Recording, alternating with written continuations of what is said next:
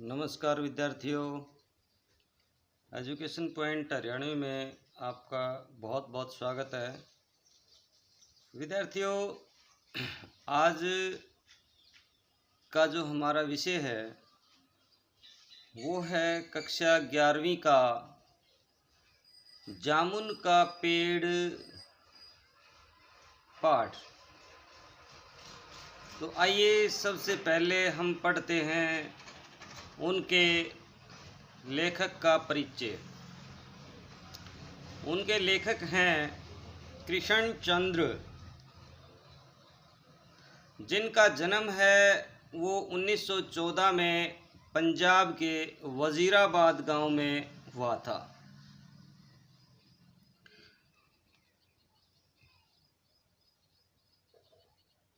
उनका जो गांव है वो जिला गुजरांवाला है। उनकी प्रमुख रचनाएं हैं एक गिरजा एक खंदक, यूकेलिप्स की डाली कहानी संग्रह, शिकस्त, जरगांव की रानी, सड़क वापस जाती है, आसमान रोशन है, एक गधे की आत्मकथा, अन्नदाता, हम वहसी हैं, जब खेत जागे, 52 पत्ते, एक वायलिन, समंदर के किनारे, कागज़ की नाव, मेरी यादों के किनारे, ये उपन्यास है इनको जो सम्मान मिला वो मिला भाई साहित्य अकादमी सहित बहुत से पुरस्कार हैं वो इनको मिले, और 1977 में इनकी मृत्यु हो गई। प्रेमचंद के बाद जिन कहानीकारों ने कहानी विधा को नई ऊंचाइयों तक पहुंचाया, उनमें उर्दू कथाकार कृष्णचंद्र का नाम महत्वपूर्ण है। प्रगतिशील लेखक संघ से उनका गहरा संबंध था, जिसका असर उनकी रचनाओं में स्पष्ट रूप से झलकता है। कृष्णचंद्र गिने चुने लेखकों में आते हैं। उन्होंने बाद में चल कर के लेखन को ही अपनी रोजी रोटी का आश्रय बनाया। कृष्णचंद्र की प्राथमिक शिक्षा पुंछ जम्मू कश्मीर में हुई थी। उच्च शिक्षा के लिए वे 1930 में लाहौर आ गए और फॉरमैन क्रिश्चियन कॉलेज में प्रवेश लिया। 1934 में वे पंजाब विश्वविद्यालय से उन्होंने अंग्रेजी में एमए किया। बाद में उनका जुड़ाव फिल्म जगत से ही हो गया और वे अंतिम समय तक मुंबई में ही रहे। तो कृष्णचंद्र ने उपन्यास, नाटक, रिपोर्टाज और लेख भी बहुत से लिखे हैं, लेकिन उनकी जो पहचान है वो एक कहानीकार के रूप में अधिक हुई है। महालक्ष्मी का पुल, आईने के सामने आदि उनकी मशहूर कहानियां हैं। उनकी लोकप्रियता इस कारण भी है कि वे काव्यात्मक रोमानियत और शैली की विविधता के कारण अलग मुकाम बनाते हैं। कृष्णचंद्र उर्दू कथा साहित्य में अनूठी रचनाशीलता के लिए बहुचर्चित रहे हैं। वे प्रगतिशील और यथार्थवादी नजरिए से लिखे जाने वाले साहित्य के पक्षधर थे। आज की जो प्रस्तुत कहानी है जामुन का पेड़, कृष्णचंद्र की एक प्रसिद्ध हास्य व्यंग्य कथा है। हास्य व्यंग्य के लिए चीज़ों को अनुपात से ज़्यादा फैला फुला करके दिखलाने की परिपाटी पुरानी है, और यह कहानी भी उसी का अनुपालन करती है। इसलिए यहाँ घटनाएं अतिशयोक्तिपूर्ण और अविश्वसनीय जान पड़े तो यह कोई हैरत नहीं है। विश्वसनीयता ऐसी रचनाओं के मूल्यांकन की कसौटी नहीं हो सकती। प्रस्तुत पाठ में हंसते हंसते ही हमारे भीतर इस बात की समझ पैदा होती है कि कार्यालयी तौर तरीकों में पाया जाने वाला विस्तार कितना निरर्थक और पदानुक्रम कितना हास्यास्पद है। बात यहीं तक नहीं रहती, इस व्यवस्था में संवेदन शून्य और आत्म अमानवीय होने के का पक्ष भी हमारे सामने आता है। तो आइए पढ़ते हैं जामुन का पेड़ कहानी। विद्यार्थियों, यदि आप मेरे चैनल पर नए हैं तो अपने सिलेबस को विधिवत रूप से करने के लिए अभी सब्सक्राइब कर लें और निरंतरता बनाए रखने के लिए मेरे साथ जुड़े रहें। साथ में लगे बेल आइकन को भी दबाएं ताकि आने वाला हर वीडियो सबसे पहले आपको मिल सके। तो आइए देखते हैं कहानी। रात को बड़े जोर का झक्कड़ चला। झक्कड़ होती है तेज आंधियाँ। सेक्रेटेरिएट के लॉन में जामुन का एक पेड़ गिर पड़ा। सवेरे को जब माली ने देखा तो उसे पता चला कि पेड़ के नीचे एक आदमी दबा पड़ा है। माली दौड़ा दौड़ा चपरासी के पास गया। चपरासी दौड़ा दौड़ा कलरक के पास गया और कलरक दौड़ा दौड़ा सुपरिटेंडेंट के पास गया और सुपरिटेंडेंट दौड़ा दौड़ा बाहर लॉन में आया। मिनटों में गिरे हुए पेड़ के नीचे दबे हुए आदमी के चारों ओर भीड़ इकट्ठी हो गई।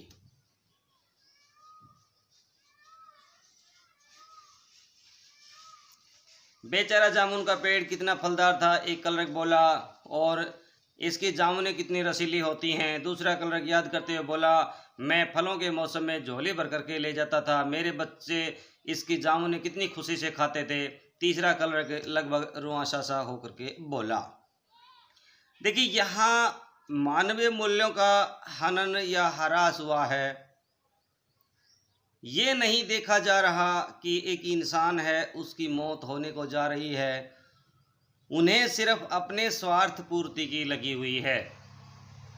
मगर यह आदमी, माली ने दबे हुए आदमी की तरफ इशारा किया। हाँ, यह आदमी, सुपरिटेंडेंट सोच में पड़ गया, पता नहीं जिंदा है कि मर गया। एक चपरासी ने पूछा, मर गया होगा, इतना भारी पेड़ जिसकी पीठ पर गिरे तो वह बच कैसे सकता है। दूसरा चपरासी बोला, नहीं, मैं जिंदा हूं। दबे हुए आदमी ने बड़ी कठिनता से कराते हुए कहा, जिंदा है।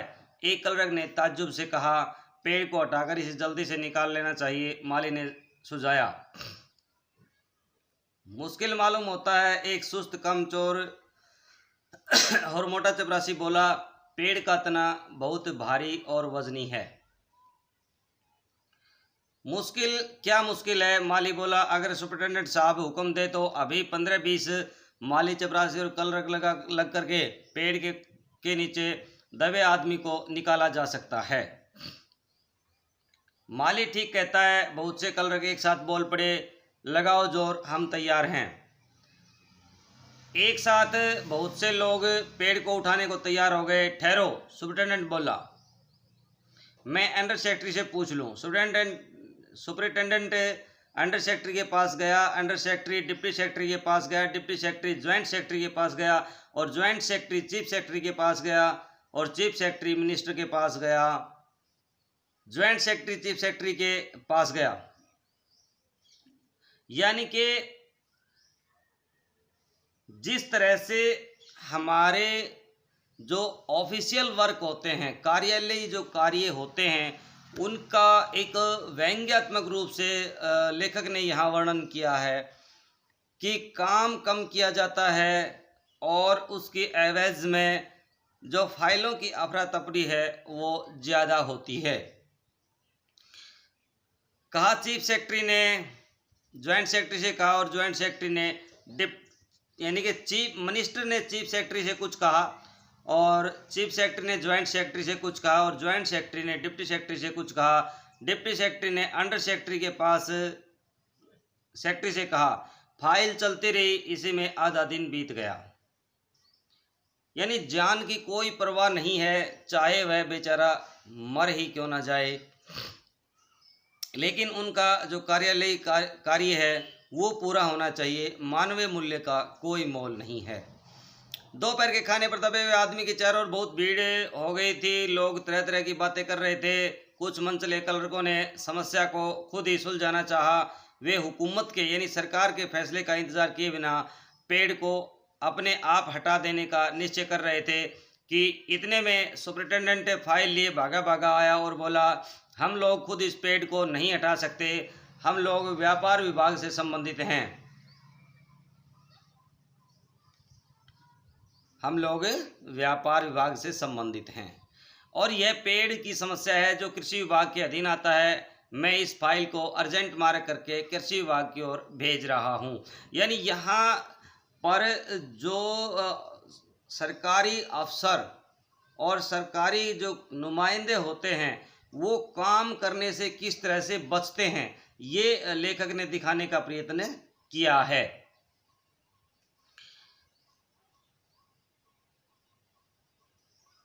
मैं इस फाइल को अर्जेंट मार्क करके कृषि विभाग को भेज रहा हूं, वहां से उतराते इस पेड़ को हटवा दिया जाएगा। दूसरे दिन कृषि विभाग से उत्तरा कि पेड़ व्यापार विभाग के लान में है, लान मैदान में, इसलिए इस पेड़ को हटवाने या न हटवाने की जिम्मेदारी व्यापार विभाग पर पड़ती है। यह उत्तर पढ़कर व्यापार विभाग को गुस्सा आया। उन्होंने फौरन लिखा कि पेड़ को हटवाने या न हटवाने की जिम्मेदारी कृषि विभाग पर लागू होती है, व्यापार विभाग का इससे कोई संबंध नहीं है। दूसरे दिन भी फाइल चलती रही। शाम को जवाब आ गया कि हम इस मामले को हार्टिकल्चर के मामले हवाले कर रहे हैं। हार्टिकल्चर होता है बागवानी, जो खेतीबाड़ी जो होती है ना भाई, उससे संबंधित कि हम भाई, क्योंकि फलदार वृक्ष है ना ये, तो हार्टिकल्चर वालों को दे दिया जाए, क्योंकि ये मामला फलदार पेड़ का है और एग्रीकल्चर डिपार्टमेंट अनाज या खेतीबाड़ी के मामलों में फैसला करने का हकदार है। जामुन का पेड़ चूँकि एक फलदार पेड़ है, इसलिए यह पेड़ हार्टिकल्चर डिपार्टमेंट के अंतर्गत आता है। रात को माली ने दबे हुए आदमी को दाल भात खिलाया, जबकि उसके चारों ओर पुलिस का पहरा था कि कहीं लोग कानून को अपने हाथ में लेकर पेड़ को खुद हटवाने की कोशिश ना करें। मगर एक पुलिस कांस्टेबल को दया आ गई और उसने माली को दबे हुए आदमी को खाना खिलाने की इजाज़त दे दी। देखिए यहाँ लेखक ने कितनी गंभीर बातें कही हैं कि उस व्यक्ति को हटाने की बजाय, उस व्यक्ति के ऊपर से पेड़ हटाने की बजाय वहाँ पर पुलिस के नुमाइंदे हैं वो लगा दिए जाते हैं कि कहीं कोई व्यक्ति खुद इस पेड़ को हटा करके इस आदमी को निकालने की ज़रूरत ना कर ले। यानी वो उनके हिसाब से वो कानून को हाथ में ले सकता है। लेकिन किसी एक ऐसे व्यक्ति को उस पर है ना दया भी आई, उसने कुछ दाल भात उस दबे हुए व्यक्ति को खिलाया जो खा सकता था। माली ने दबे हुए आदमी से कहा, तुम्हारी फाइल चल रही है, उम्मीद है कल तक फैसला आ जाएगा। दबा हुआ आदमी कुछ नहीं बोला। माली ने पेड़ के तने को ध्यान से देख करके कहा, अच्छा हुआ तना तुम्हारे कुल्ले पर गिरा है, अगर कमर पर गिरता तो रीढ़ की हड्डी टूट जाती। दबा हुआ आदमी फिर से कुछ नहीं बोला। माली ने फिर से कहा, तुम्हारा यहाँ कोई वारिस है तो मुझे उसका पता बताओ, मैं उन्हें खबर कर देने की कोशिश करूँगा।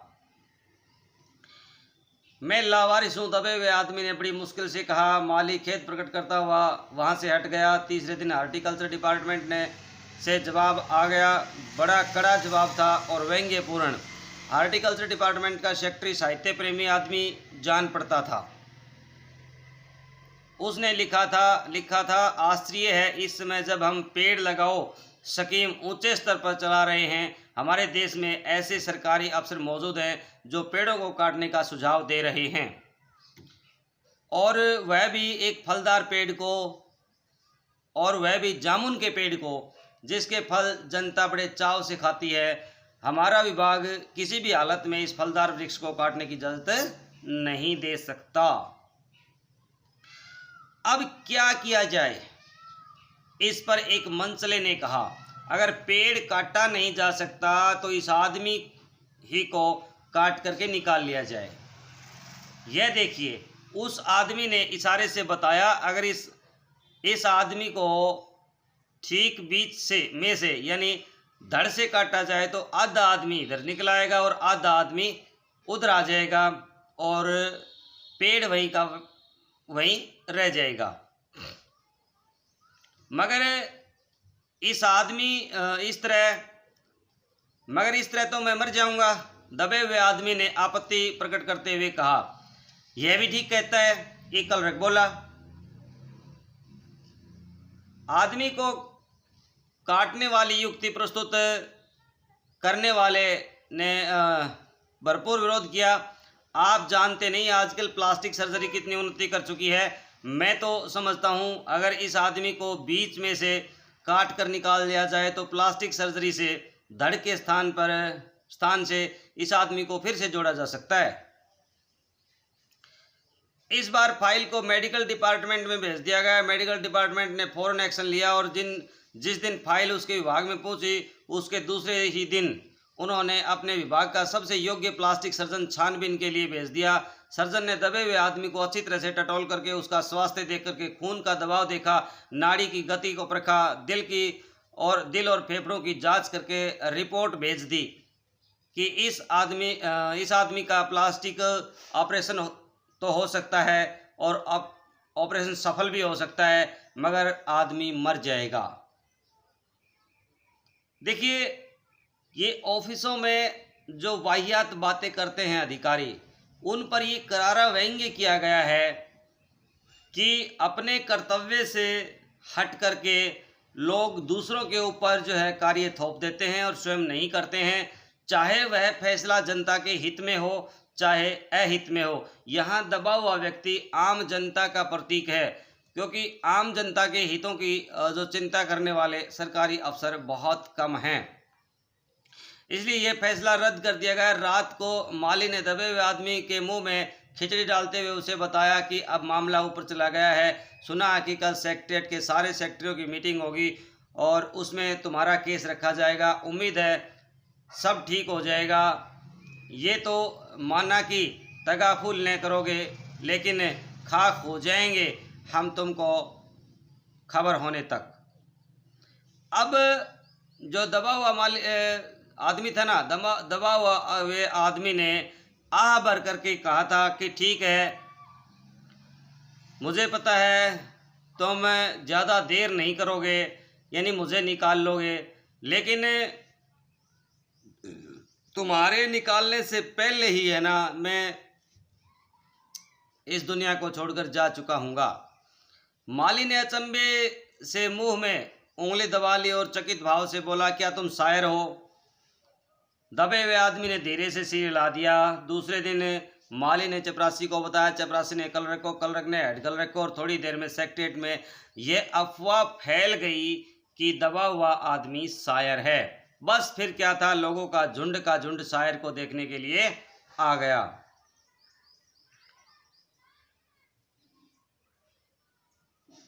देखने के लिए उमड़ पड़ा। इसकी चर्चा शहर में भी फैल गई और शाम तक गली गली में शायर जमा होने शुरू हो गए। सचिवालय का लान भली भांति के कवियों से भर गया, भांति भांति के कवियों से भर गया और दबे हुए आदमी के चारों ओर कवि सम्मेलन का सा वातावरण उत्पन्न हो गया। सेक्रेटेरिएट के कई कलरक और कई अंडर सेक्रेटरी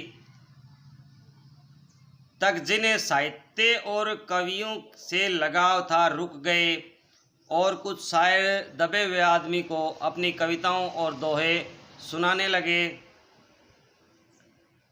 कई कलरक उसको अपनी कविता पर आलोचना करने को मजबूर करने लगे।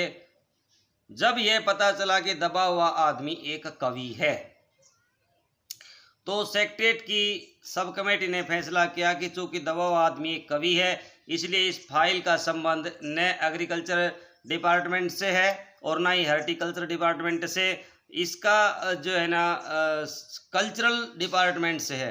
कल्चरल होता है बेटा जो सांस्कृतिक होते हैं, सांस्कृतिक जो विभाग होते हैं उससे बता रहा है। कि इसका संबंध है। कल्चरल डिपार्टमेंट से अनुरोध किया गया कि बहुत जल्द से जल्द मामले का फैसला करके आगे कवि को इस फलदार पेड़ से छुटकारा दिलाया जाए। फाइल कल्चरल डिपार्टमेंट के अनेक विभागों से गुजरती हुई साहित्य अकादमी के सेक्रेटरी के पास पहुंची। बेचारा सेक्रेटरी उसी समय अपनी गाड़ी से सवार होकर के सेक्रेटरीट पहुंचा और दबे हुए आदमी में से इंटरव्यू लेने लगा। तुम कवि हो? उसने पूछा। जी हाँ, दबे हुए आदमी ने जवाब दिया। किस उपनाम से शोभित हो? ओस। यानी कवियों के जो नाम हैं वो उपनाम से ज़्यादा प्रचलित होते हैं। जैसे आगे सचिदानंद हीरानंद बादशाह ने आगे, निराला सूर्यकांत त्रिपाठी निराला, ओग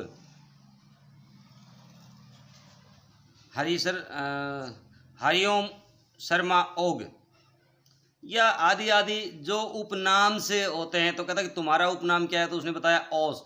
ओस। सेक्रेटरी ने जोर से चीखा, क्या तुम वही ओस हो जिसका गद्य संग्रह ओस के फूल अभी हाल में ही प्रकाशित हुआ है? दबे हुए कई ने हुंकार में सिर हिलाया। क्या तुम हमारी अकादमी के मेंबर हो? सेक्रेटरी ने पूछा। नहीं। आश्चर्य है, सेक्रेटरी जोर से चीखा, इतना बड़ा कवि, ओस के फूल का लेखक और हमारी अकादमी का मेंबर नहीं है? उफ, कैसी भूल हो गई हमसे। कितना बड़ा कवि और कैसी अंधेरी गुमनामी में दबा पड़ा है। तो यहाँ लेखक ने ऐसे कवियों की तरफ संकेत किया है जो बहुत अच्छे स्तर के कवि हैं, जो बहुत अच्छा लिखते हैं, यानी जिनका साहित्य लेखन है बहुत उत्तम दृष्टि का है, उत्तम कोटि का है, लेकिन उन्हें सम्मान नहीं प्राप्त होता है। अभी बंदोबस्त के नहीं, गुमनामी में नहीं, एक पेड़ के नीचे दबा हूँ, कृपया मुझे इस पेड़ के नीचे से निकालिए, अभी बंदोबस्त करता हूँ। सेक्रेटरी फौरन बोला और फौरन उसने अपने विभाग में रिपोर्ट की। दूसरे दिन सेक्रेटरी भागा भागा कवि के पास आया और बोला, मुबारक हो, मिठाई खाओ, खिलाओ। यानी देखो, एक तरफ तो व्यक्ति बेचारा दबा हुआ है और दबे हुए व्यक्ति को कहता कि मिठाई खिलाओ, हमारी सरकारी साहित्य अकादमी ने तुम्हें अपनी केंद्रीय शाखा का मेंबर चुन लिया है और यह लो चुनाव पत्र, मगर मुझे इस पेड़ के नीचे से तो निकालो। दबे हुए आदमी ने करा करके कहा। उसकी सांस बड़ी मुश्किल से चल रही थी और उसकी आंखों से मालूम होता था कि वह घोर पीड़ा और घोर दुख में है, यानी दुख में पड़ा है। यह हम नहीं कर सकते, सेक्रेटरी ने कहा, और हम जो कर सकते थे वह हमने कर दिया है। बल्कि हम तो यहाँ तक कर सकते हैं कि अगर तुम मर जाओ तो तुम्हारे बीवी बच्चों को वजीफा भी दे सकते हैं, अगर तुम दरख्वास्त दो तो, यानी कि कोई रिपोर्ट करवाओ तो हम वह भी कर सकते हैं। मैं अभी जीवित हूँ, कवि रुक रुक करके बोला, मुझे जिंदा रखो। मुसीबत यह है, सरकारी साहित्य अकादमी का सेक्रेटरी हाथ मलते हुए बोला, हमारा विभाग सिर्फ कल्चर से संबंधित है, पेड़ काटने का मामला कलम दवात से नहीं, आरी कुलाड़ी से संबंधित है। इसके लिए हमने फॉरेस्ट डिपार्टमेंट को लिख दिया है और अर्जेंट लिखा है। शाम को माली ने आकर के दबे हुए आदमी को बताया, कल फॉरेस्ट डिपार्टमेंट के आदमी आकर के इस पेड़ को काट देंगे और तुम्हारी जान बच जाएगी। माली बहुत खुश था, दबे हुए आदमी का स्वास्थ्य जवाब दे रहा था, मगर वह किसी न किसी तरह अपने जीवन के लिए लड़े जा रहा था। कल तक, सवेरे तक किसी न किसी तरह उसे जीवित रहना है। दूसरे दिन जब फॉरेस्ट डिपार्टमेंट के आदमी आरी कुलाड़ी लेकर पहुंचे तो उनको पेड़ काटने से रोक दिया गया। मालूम हुआ कि विदेश विभाग से हुक्म आया है कि इस पेड़ को न काटा जाए। कारण यह था कि इस पेड़ को 10 साल पहले पिटोनिया राज्य के प्रधानमंत्री ने सेक्रेटरीट के लॉन में लगाया था। अब अगर यह पेड़ काटा तो इस बात का काफ़ी अंदेशा था कि पिटोनिया सरकार से हमारे संबंध हैं वो खराब हो जाएंगे या बिगड़ जाएंगे। अगर मगर एक आदमी की जान का सवाल है, एक क्लर्क चिल्लाया, दूसरी ओर से दो राज्यों के संबंध का सवाल है, दूसरे क्लर्क ने पहले क्लर्क को समझाया। और यह भी तो समझो कि पिटोनिया सरकार हमारे राज्य को कितनी सहायता देती है। क्या हम उनकी मित्रता की खातिर एक आदमी के जीवन का भी बलिदान नहीं कर सकते? तो देखिए, यहाँ पर जो हमारी मनोवर्ती है, लेखक के कथन के अनुसार ये प्रस्तुत करती है कि सरकार या ऊपर के अधिकारी छोटे लोगों की तरफ कोई ध्यान नहीं देते हैं। उनके अपने फायदे के लिए यदि किसी छोटे व्यक्ति की मौत भी हो जाती है तो उसका उन्हें कोई गुरेज नहीं होता है, परहेज नहीं होता है, कोई दुख नहीं होता है, क्योंकि उन्हें डर है यदि ऐसा कर दिया तो पिटोनिया सरकार से हमारे संबंध है वो खराब हो जाएंगे, यानी दूसरे देश से हमारे संबंध खराब हो जाएंगे। कवि को मर जाना चाहिए निसंदेह। अब उन्होंने दोनों क्लर्कों ने आपस में फैसला कर लिया, भाई संबंध खराब करने से तो अच्छा है कि कवि का बलिदान ही जरूरी है। अंडर सेक्रेटरी ने सुप्रिटेंडेंट को बताया, आज सवेरे प्रधानमंत्री दौरे से वापस आ गए हैं। आज 4 बजे विदेश विभाग इस पेड़ की फाइल उनके सामने पेश करेगा। जो वे फैसला देंगे वही सबको स्वीकार होगा। शाम के 5 बजे स्वयं सुप्रिटेंडेंट ने कवि की फाइल लेकर के उसके पास आया। सुनते हो, आते ही वह खुशी से फाइल को हिलाते हुए चिल्लाया, प्रधानमंत्री ने इस पेड़ को काटने का हुक्म दे दिया है और इस घटना की सारी अंतर्राष्ट्रीय जिम्मेदारी अपने सिर ले ली है। कल यह पेड़ काट लिया जाएगा और तुम इस संकट से छुटकारा हासिल कर लोगे। सुनते हो, आज तुम्हारी फाइल पूर्ण हो गई है। ये बातें सेक्रेटरी दबे हुए व्यक्ति के पास आके कर रहा है कि कल तुम्हें निकाल लिया जाएगा। यानी यहाँ पर सरकारी तंत्र की उस मनोवृत्ति को उजागर करने का लेखक ने प्रयास किया है कि एक क्षण में होने वाले कार्य के लिए ये भ्रष्ट जो अफसर हैं वो एक व्यक्ति को महीनों चक्कर कटवा देते हैं और अंत में उसका परिणाम है वो जामुन के पेड़ के नीचे दबे हुए व्यक्ति की तरह ही होता है, यानी परिणाम शून्य होता है। यह कहता कि मगर कवि का हाथ ठंडा था, आंखों की पुतलियां निर्जीव थी और चींटियों की एक लंबी पांत यानी कतार उसके मुंह में आ जा रही थी। उसके जीवन की फाइल भी पूर्ण हो चुकी थी। तो ये एक हास्य व्यंग्य हमने पढ़ा, कवि लेखक के द्वारा लिखा हुआ। विद्यार्थियों, आशा है आपको कहानी इसकी अच्छी तरह से समझ में आ भी गई होगी। अब हम करेंगे इस पाठ के, इस कहानी के प्रश्न उत्तरों को, तो तब तक बने रहिए आप मेरे साथ एजुकेशन पॉइंट हरियाणवी पर। हम मिलते हैं अगले वीडियो में, बने रहिए तब तक। जय हिंद, जय भारत विद्यार्थियों।